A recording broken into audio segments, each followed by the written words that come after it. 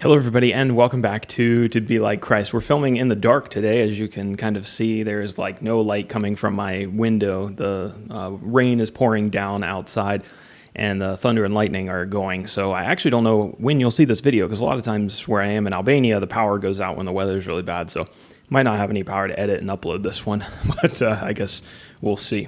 Thankful just to be somewhere dry at the moment, because the streets downstairs are flooding. So anyway, let's talk about our PDF. You can download it for free on our website at tobelikechrist.com if you want.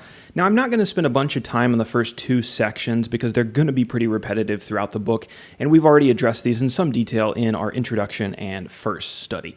So as far as our author, we've already talked about how our author is going to be Solomon, and how in the interpretive method that we're using, he is the young man in the relationship that we're talking about throughout this book. Key characters, we have the young man, Solomon. We have the young woman, who is his lover and to be his bride. And then the daughters of Jerusalem, who interject some comments into the dialogue here and there. Just one term to define here, and it appears in verse 1, Rose of Sharon. This was not the hibiscus plant that you will see online if you look up Rose of Sharon. There's a plant that's kind of taken on this name. It's not the same as what we're probably talking about here in the ancient days. More likely, this is like a tulip-like flower that grew wild on the plain of Sharon. The plain of Sharon was a flat plain of land near the Mediterranean coast, just south of Mount Carmel.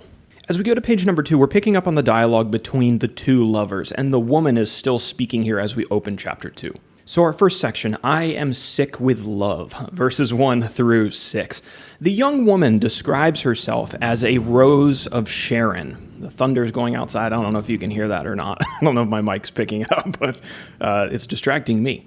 The young woman describes herself as a rose of Sharon and as a lily of the valley. Now, these were wildflowers that were somewhat common, and they were beautiful, but not necessarily remarkable or unique in their beauty. And there may be something to her comparison between herself and these flowers rather than one of these more exquisite flowers. Maybe another humble description, like we saw her when she was talking about her appearance in chapter 1. But her young lover dismisses any doubt in her mind of her uniqueness and her beauty, telling her that she is a lily among thorns. She then compliments him back, continuing her theme of trees from the end of chapter 1. She describes him as an apple tree whose shade and fruit she enjoyed. Before they fell in love, the young woman worked in the hot sun tending vineyards. You remember that from chapter 1, verse 6? But now you see the difference. She rests in the shade. She dines at the banquet with her lover in verse 4 and eats the ripe apples and raisins that he provides.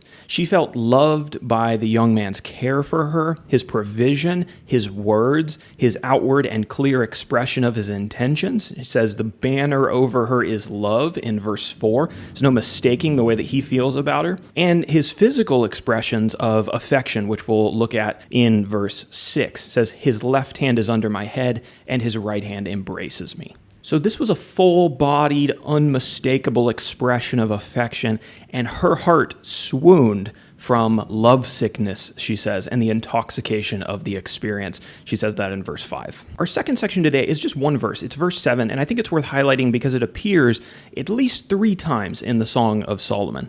She says, quote, I adjure you, O daughters of Jerusalem, by the gazelles or the does of the field, that you do not stir up or awaken love until it pleases. So what does she mean by that? So she's addressing these daughters of Jerusalem, and she seems to be asking them not to do anything to interfere with the natural progression of her love and her relationship with this young man. Love is a delicate thing, and it's an easily broken thing. All of us probably know that who have had any experience. Albert Barnes in his commentary writes this, and I really liked it. This adjuration, 3 times significantly introduced, expresses one of the main thoughts of the poem, namely that genuine love is a shy and gentle affection which dreads intrusion and scrutiny, hence the allusion to the gazelles and hinds, shy and timid creatures. Now, our final section is number 3, verses 8 through 17, springtime and the blossoming of love. The young woman remains the speaker in the second half of the chapter, and she describes her lover as a strong and a powerful stag running across the tops of the mountains. She imagines him stopping outside of her gate and calling her out into the beauty of springtime. He says this, "Arise, my love, my beautiful one, and come away, for behold, the winter is past, and the rain is over and gone.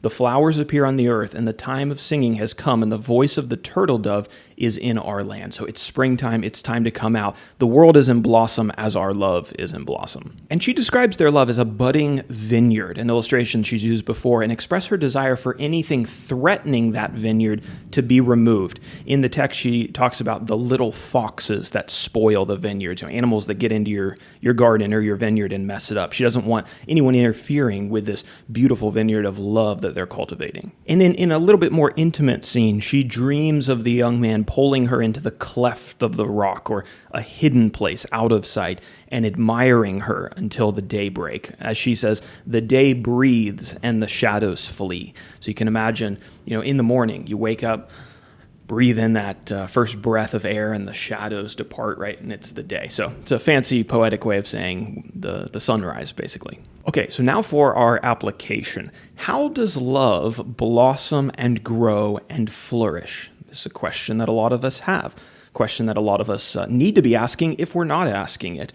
If you're a man like myself and you want to cultivate a vineyard of love with maybe a girl in the future or a girl or woman that you know now, or maybe it's your wife, how do you do that? I actually think that the young woman gives us a pretty good formula for a thriving vineyard in the opening of this book. What was it that put her into this trance of lovesickness that she describes? I've got 8 things I noticed from the text that men need to be paying attention to cultivate their own vineyards of love and to keep them healthy and striving throughout the years. I've got the verse references listed next to these if you want them on the outline. Number 1, the young man's care and provision for her. We focused on that in the beginning of this chapter. His uplifting words and compliments, which he's given very freely. His outward and clear expression of his intentions. Right? His banner over her is love. She knows what he's doing. She knows that he's devoted to her, that he wants her, and everyone else knows it as well. It's one thing that I hear a lot from younger women is that it's just hard to know men's intentions. What do they want? What are they looking for? The young man in this poem is very clear about that. Number 4, their dedication to one another and to nobody else in verse 16. His strength and virality like the stag.